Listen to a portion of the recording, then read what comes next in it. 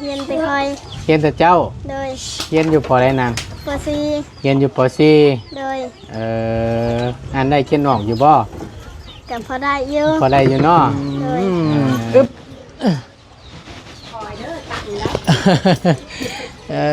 เป็นบ่นอนเนาะล่ะเนาะ โดย ไปนอนอยู่หม่องนี้ เอื้อยคอยแล้วก็นอก เอ้ย แล้วก็คอย เจ้าก็นอนอยู่นี้ โดยบ่มี บ่มีมุ้ง โดย โอ้ยขออนุญาตเด้อแบบซี่ได้บ่เชื่อกับบ่มี โดย ป้าเวลาฝนตกมันสาดกับมันบ่เปียกบ่นั่งทางข้างๆนี่ เปียก แล้ว นะ ว่า เปียก น บ่ อนยัดใช้กันอยู่คุณแหละบอลเลยแถวนี้ก็เปียกแล้วนี่เปียก ขออนุญาตนํพี่น้องไงถ่ายให้พี่น้องเบิ่งนํกันเนาะ มีแหละ โดย เอ้าหลายคนหลาย ผ้าห่มกันเนาะโอ้ตุ่มอยู่บ่ ขอบใจ เอ้าแบ่งชูกันกินแล้วนางเด้อ โดย ตั้งใจทำใจเฮียน โดย เป็นคนฮู้คนดีของพ่อแม่นั่นแหละเนาะ โดย จังใดก็สู้ๆเด้อ โดย เป็นกำลังแห่ง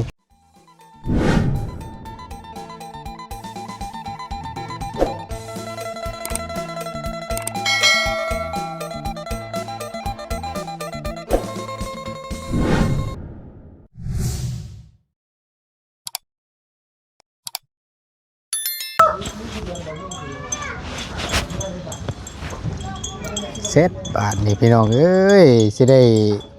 ออกวิทย์อยู่บ่เด้อยู่บ้านเพิ่นนี่ก็ได้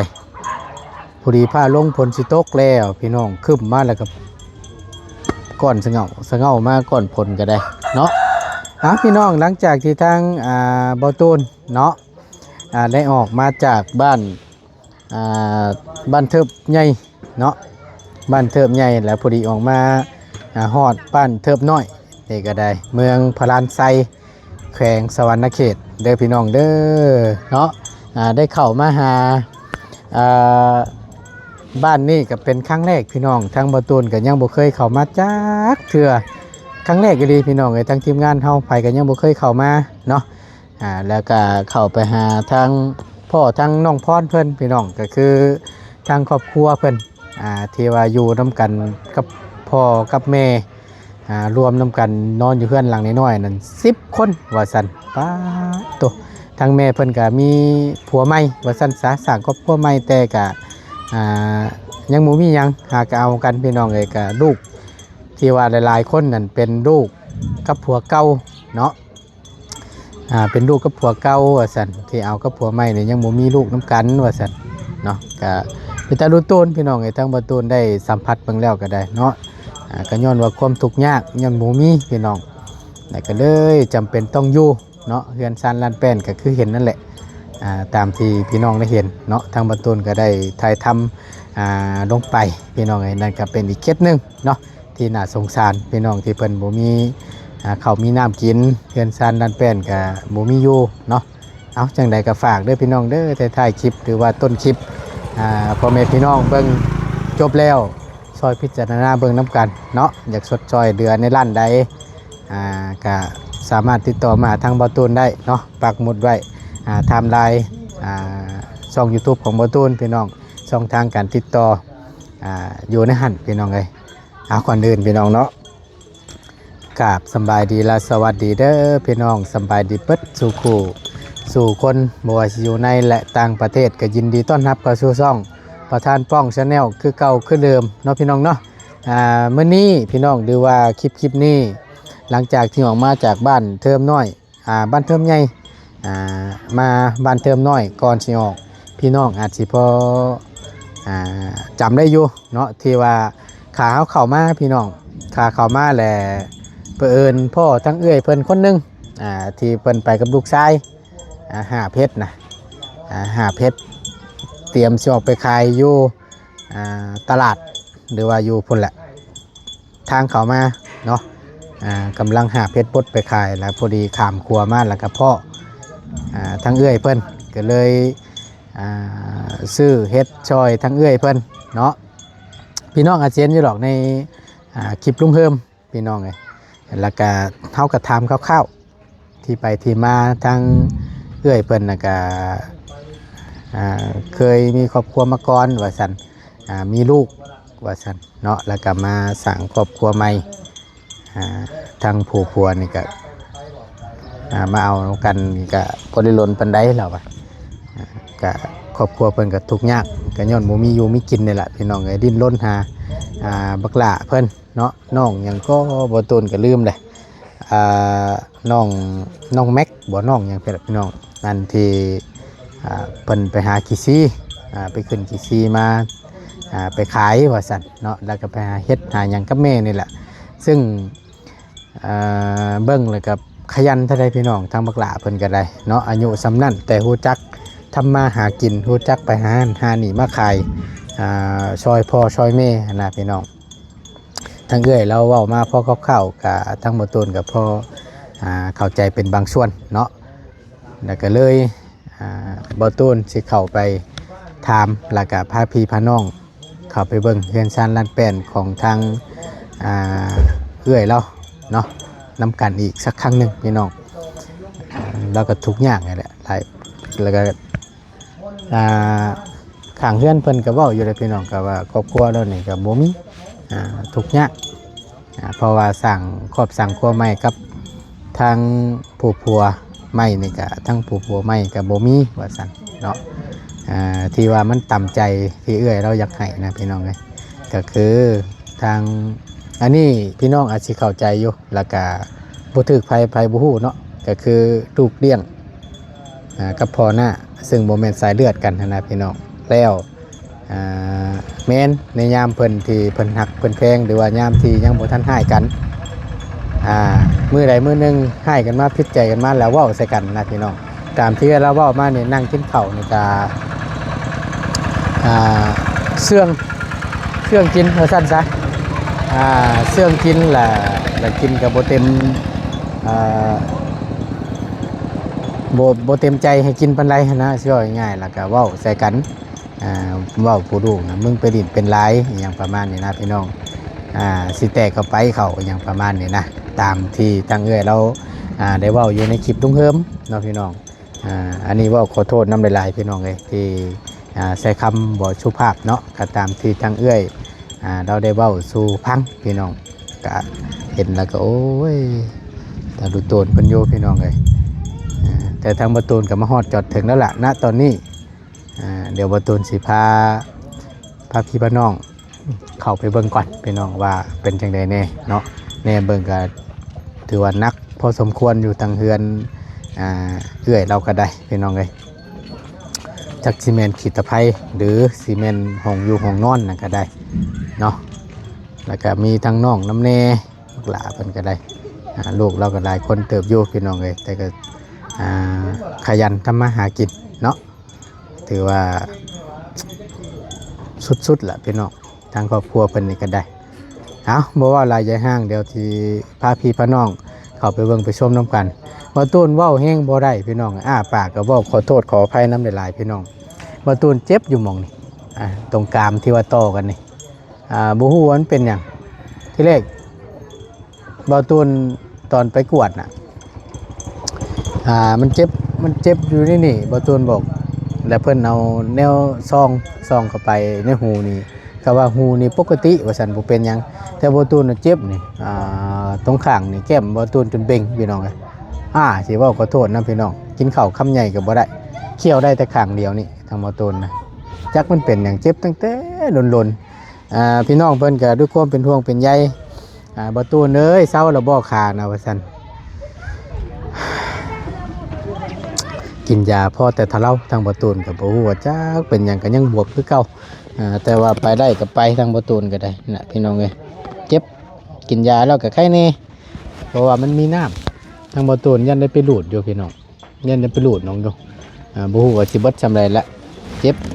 มันบวมเลยพี่น้องมันบ่ยุบลงซะพอไปได้บ่ตูนก็ไปกระเปี้ยวไปนี่แหละเนาะเอาพยามันพี่น้องเอ้ยบ่นักก็ดีบ่ตูนกับบ่ได้ยุดบ่ได้ย่อนไปอยู่ซัดไปเดี๋ยวทั้งบ่ตูนสิพาพี่พาน้องเข้าไป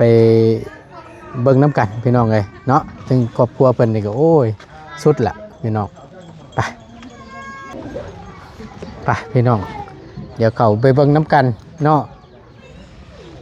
คือสิแม่นหลังนี่แหละเฮาว่าแม่นบ่เอ้ยแม่นเนาะอันนี้บ่อันที่ว่าเฮือนเจ้านอนอยู่ปัจจุบันนี่ก็ได้ เอาสำบายดีอีกครั้งเด้อเด้อสำบายดีแล้วล่ะโอ้ยมีแฮงได้บาดนี่ยาเพิ่นลอกบ่เป็นหยังบ่เป็นหยังเนาะเอาขออนุญาตนิดใหม่นี่เอาโอเคโอเคเนาะพอดีอันนี้คืออีกช่องทางหนึงก็คือเฮาซื้อบ่ตูนเด้อโดยกับพี่น้องอาจสิได้เห็นแล้วล่ะนำหาส่องลุงเพิ่มเนาะตอนเข้ามาพี่น้องทั้งเอ้ยซื้อหยังเกาะเฮาก็ลืมเลย คือนางค ซื้อเอ้ยคำเนาะ ำโดย จักปีแล้วเอ้ย โอ้ประมาณ38 39นี่แหละ 39 โดย มีลูกนำกันจักคนน่ะตั้งเบิดตั้งมวลน่ะนะลูกเอ้ย หมดทั้งมวลบ่มี6คน 6 คน โดย แต่กับผัวเก่าเนาะ กับผัวเก่ามี5คน ผัวเก่ามี5 คน โดยผัวใหม่นี่มีคนหนึง มาสร้างครอบครัวใหม่นี่แม่นบักหลาน้อยเพิ่นนี้ โดยผู้หญิง เอาผู้หญิงบ่ โดย โอ้ทางอีนางเพิ่นนี่ โดย เป็ แม่ น ละ ปีแล้วน่ะเอ้ย 2 ปี 2 ปี โดย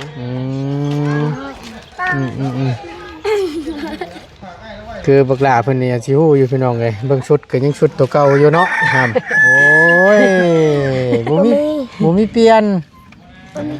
บ่มีชุดเปลี่ยนใส่ชุดเดียวนี่ไอ้พี่น้องเอ้ยหากก็ได้ยินเสียงบังเนาะ น้องน้องหยังน้องแม็กป่ะ แม่นบ่น้องแม็กเนาะ แม็ก ตีคิ้วงึกๆอยู่นี่คักกะลิพี่น้องเอ้ยอย่าหยอกน้องครับอย่าหยอกน้องนอนน้ำกันทั้งเบิดทั้งมวล โดยแม่นแหละ จักคนเด้อนอนน้ำกันเบิดนี่ อยู่นี่บ่ แม่น ห้องหน่อยนี่บ่ แม่น โอ้4-5 คนพุ่นแหละ ป๊าด 5 คนพุ่นแหละนอน บ่ โดย ใช้ลูกเจ้าคนมีคนใดในเอ่ยอัน ได้ผู้ ใช้ ผู้ อ นั่ ยู่ ง ไส นั่นแล้วกันนี่ได้ผู้กันนี่น้องนางจันทร์ฮะนางรัศมีฮะ นางรัศมี โดย ไอ้ชื่อคือเมียเอาเทเดบัน เมียเอาก็ชื่อสาวรัศมีคือกัน รัศมี เอามาพี่เฉยมาพี่มา ไป ผลก็สิตกพอผลพี่น้องเอ้ยฝนมืดมาเลยอย่าเผาตกเด้อออกก่อนเด้อเนาะเห็นว่าก็ได้ ทางสิยากแล้ว ทางมันสิยากลำบากแล้วพอแห้งเด้อเนาะแม่นเบิดเลยเนาะ โดยแม่นเลย เอาพี่น้องเอ้ยเนาะสบายดีเด้อล่ะเด้อ สบายดีเพิ่นลูก โอ้ย สวัสดีมาทั้งหมด เว้าเป็นแท้ๆเนาะอันคือทางอีหลานนี่ชื่อจังได๋เจ้า สวัสดี ฮะ นางจัน ชื่อนางจันทร์จักปีเจ้า นางจัน 10 ปีเบิ่งปลดไม้มาให้อันอีหลาเพิ่นดูอันเด้อเป็นน้องผู้นี้นี่เนาะ โดย ทั้งเจ้าได้สะนางชื่อหยังเจ้า นางรับ นางรัศมีจังแม่นชื่อคือเมียละบ่าวบาดนี่พูดแล้วอันนี้เนาะ จักปีเจ้าหืม 8ผู้นี้10ผู้นี้8เนาะได้เฮียนเบิดบ่ บอเฮียนไปคอย เฮียนแต่เจ้า โดย เฮียนอยู่ปอใดนาง ปอซี เฮียนอยู่ป โดย .4 อ่านได้เขียนออกอยู่บ่ กับพอได้เยอะ พอได้อยู่เนาะ โดย เฮียนอยู่ในบ้านนี่ล่ะว่าล่ะ โดย ไก่ตะโบงเฮียน บไดไกลพ้น อยู่ไสไปทางใด ทางเนื้อพ้น ขึ้นไปทางพุ่นบ่ โดย ทางเข้าบ้านใหญ่พุ่นบ่ โดย อื แต่ ม ไก่พีภาษานี่ละ เก็บฮะ ไก่พีภาษา เดี๋ยวปีภาษา โดย โอ้ยเนาะเป็นตาย่านสบานนี่ ทางอีหล่าคือบ่เฮียนนางรัด เอาน้อง เอาน้อง โดย หมูมีผัวน้องบ่ โดย ทางพวกหลานนี่ก็บ่ได้เฮียนนี่เนาะนางเนาะเฮ้ยพี่น้องเอ้ยเดี๋ยวเฮียนแต่อีหล่าเพิ่นผู้เดียวนี้ โดย เซ็งแล้วบ่ล่ะ แล้วแล้ว เซ็งแล้ว โดย ปิดแล้วบ่โรงเรียนปิดเทอมแล้ว ปิดแล้ว ปิดแล้วเนาะ โดย ปีหน้านี่แม่นป .5 ได้เนาะ โดย มั่นใจอยู่บ่ว่าสิได้ขึ้น มัน มั่นใจเนาะ โดย เฮียนฮอดป .4 นี่ต้องอ่านได้เขียนออกแล้วจังฮอดป .4 เนาะ โดย อ่านได้อยู่บ่ ก็ได้ ได้อยู่เนาะ โ เราบดท้องให้อันเราบังสูตรให้อันระเบ้าพังนี่กว่าได้ฮอดบ้างใด หอบแต่บางหา โอ้เอาลองเบิ่งลองมึงดูเอาใส่ความสามารถเบิ่ง 212 234 235 237 14 284 290 291 292 293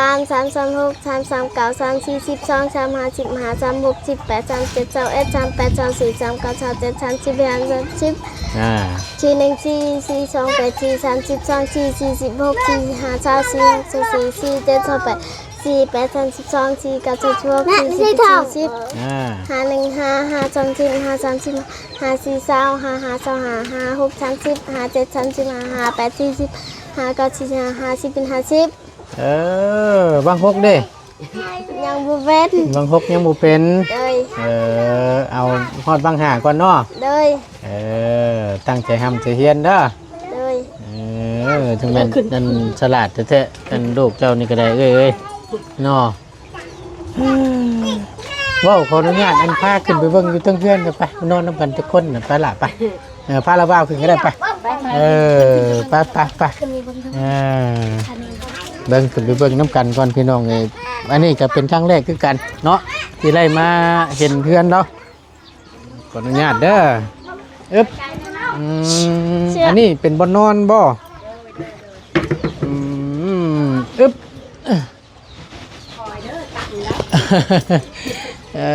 เป็นบ่นอนเนาะล่ะเนาะ เลย ไปนอนอยู่หม่องนี้ เลยค่อยแล้วก็นอก เอ้ย แล้วก็ค่อย เจ้าก็นอนอยู่นี้ เลย เวลาฝนตกมันบ่หัวบ่ล่ะ หัว หัวอยู่เนาะ เลย บ่ตามนี้นะเอ้ย เบียกเบิ้ล บ่ เพราะว่าสังกะสีนี่มันก็อันนั้นได้บ่แล้วก็บ่ลบนี่พี่เจ้าก็ลบบ่อันนั้นแล้วก็มันหัวเบิดชุดเลย แม่นมันเลยนี่เนาะจะคนก็จะนอนอยู่นี่น่ะ4 คน 4 คน เลย ไม่มุ่งบ่มีกลางบ่ล่ะฮะ บ่มี บ่มีมุ่ง เลย โอ้ยขออนุญาตเด้อแบบซี่ได้บ่ โอ้ย เชื่อกับบ่มี เลย ป้าเวลาฝนตกมันสาดกับมันบ่เปียกบ่นั่งทางข้างๆนี่ เปียก แล้ว นะ ว่า เปียก น บ่ อนงับใช้กันอยู่คุณแหละบอลเลยแถวนี้ก็เปียกแล้วนี่เปียก ขออนุญาตนำพี่น้องไงถ่ายให้พี่น้องเบิ่งน้ำกัน มัน เนาะ มีแหละเดินไปนี่แหละ ผ้าห่มกันเนาะโอ้ยตุ่มอยู่บ่ล่ะพื้นนั่นน่ะ ตุ้ม ตุ่มอยู่ เลย มุกเข้าใจแท้ถือว่านักหน่วงอยู่ได้พี่น้องนี่เนาะเจ้าเลยไปหาเฮ็ดอยู่ป่ะ ได้ ได้อยู่ เช้านี้ก็ไป แม่นบ่เจียนแม่เจ้ากับอ้ายเจ้าไปขายนะ เลย ไปคือกันเนาะ เลย หม่านแท้บัดนี้ทั้งนี้ได้ซะอันไปนอนทั้งนี้ ห้องแม่กับห้องพ่อตัวนี้ ห้อง นั่นน่ะเจ้าแม็ก ตัวนี้บ่อันขออนุญาตเด้อไปเบิ่งน้ำกันพี่น้องเลยทั้งนี้สิเป็นห้องพ่อกับแม่นอนเนาะฝนตกฝนสาดมามันก็เรียบร้อยแล้วแน่นี่น้อยเนาะ และเอาผ้าห่มได้กังเลยนี่มันอันนั้นเลยเปียกมาเลย อัดตรงอัดทวนก็ อยู่แจ้นี่แหละเดี๋ยวนอนคัดแจ้ บ่ นั่งอยู่อ่ะซันซะ เวลาฝนตกมานี่ก็นั่งอยู่แน่เนาะ พระมาทางนี้ก็เปียกมาเลยอันนี้บ่นอนแถวแม็ก อ๋อบ่ละบ่นอนเจ้าบ่ห่ำจะนอนอยู่หม่องนี่บ่เบิ่งผ้าห่มที่นอนหมอนหมอนมุ้งเพิ่นพี่น้องเอ้ยมึงนี่นะตัวนอนผู้เดียวบ่นอนอยู่นี่ โด เลย ย ผู้ใหญ่เป็นลูกผัวตัวนี้หาเพิ่นไปเฮ็ดงาน อ๋อ บอกก็นอนกับอ้ายนั่นแหละ คักแน่ดีที่นอนเนาะผ้าห่มก็ได้ถ้าว่าพ้นชาติ แต่มันยังบ่มีเงินนี่ จักกันได้เงินมาได้ซื้อข้าวซื้อน้ำเลยด้วยเนาะ โดยแม่นแหละ ความทุกข์ยากเราก็ได้พี่น้อง อุ้มเด้มันลง ศาสตร์มาแต่พ่นก็เป็นเปียกอยู่ข้างทั้งนี้ก็พอได้ผ้าปัดเนาะ โดย ขันเนา ก็บ่มีบันอยู่แล้วมาเบิ่งนี่ก็มันตันได้ไปซ้ำนี่มันก็เปียกคือเก่าแหละบางครั้งก็จนว่าเพิ่นใส่ไผ่อันนี้ก็จนว่าเปียกฮอดไผ่พุ่นแหละ บ่ จนย่านพุ่นแหละย่านมันซอดย่าน คักแน่ดีฉันนี่ อ่ะพี่น้องเอ้ยก็ถือว่าได้มาเห็นน้ำกันเนาะไปฉันลงมาบัดนี้ทั้งเฮาก็สิได้พาเมื่อเอ้ยฟ้าลงฝนสิตกไปล่ะปะมาเอาอันมีพอได้ต้มกินปะนังสักแน่ดินี่หลายคนพี่น้องเนาะอึ๊บฝนก็สิตกเพราะฝนบาดนี่บ่พาตกก็อย่าเด้อมาล่ะมาพอได้มีล่ะพอได้มาต้อนทั้งอีหล่าเพิ่นพอได้อันกินเป็นแล้วก็โคตรคู่พี่น้องเลยนี่แหละพี่น้องเพิ่นก็นั่นอยู่พี่น้องก็ว่าด้วยความเพิ่นทุกอย่างนี่แหละเนาะเอาหลายคนหลายเลยขอบใจเอาแบ่งชูกันกินแล้วนั่งเด้อเลยตั้งใจทำใจเฮียนเลยเป็นคนผู้คนดีของพ่อแม่แหละเนาะอย่างใดก็สู้ๆเด้อเลยเป็นกำลังแห่งใจให้พี่นานนี่ก็เป็นพอหาโอเคฉันนั่งไปบ้านนี่ตั้งระเบากลับก่อนอยู่ดีมีแห้งไว้เมื่อหน้าสิมาเยี่ยมใหม่เด้อสบายดีปะลุงก่อนไปบ้านนี่พอได้ต้มพอได้กินได้ย่ำเด้อโอ้ยไม่กระสันกับเป็ดเปิดพี่น้องเลยช่างเป็นทะเลนี่เอ้าปัดสิเป็นก็เป็นได้ไม่กระชันนี่ก็เลยเนาะจะเสียแล้วพี่น้องเลยทั้งประตูนก็จะได้ออกไปก้อนบานนี่เนาะจะได้ขอจบคลิปและลำลาไว้เพียงสำนีก่อนเนาะห้อนนาแดงนาลำพี่น้องไอ้นาแดงกุดตรวจอยู่ขอบคุณในหลายเด้อพี่น้องที่เขามาเป็นกำลังแห่งใจและติดตามมาชมคลิปโดยโปรแกรมโฆษณาเนาะจังใดก็ท้ายคลิปก็คือเก่าขึ้นเดิมพี่น้องทั้งประตูนกับฝากพี่ฝากน้องเนาะซอยพิจารณาเบิ้งน้ำกันเป็นอีกทางครอบครัวหนึ่งพี่น้องไอ้ที่ขาดแคลนเนาะขาดเขาน้ำซ้ำปลาอยากสดซอยในด้านใดก็สามารถติดต่อมาหาทางมาตูนได้พี่น้องยินดีเป็นสะพานบุญให้กับผู้ใหญ่เบิดจุกผู้สุคนเนาะเพราะว่าจะเป็นที่นอนมอนมุ้งหรือว่าอีกอย่างก็ตามแต่พี่น้องเลยยินดีทางมาตูนก็ได้ไปอยู่ดีมีแห้งเจอกันคลิปหน้าพี่น้องสบายดีเด้อไปโอ้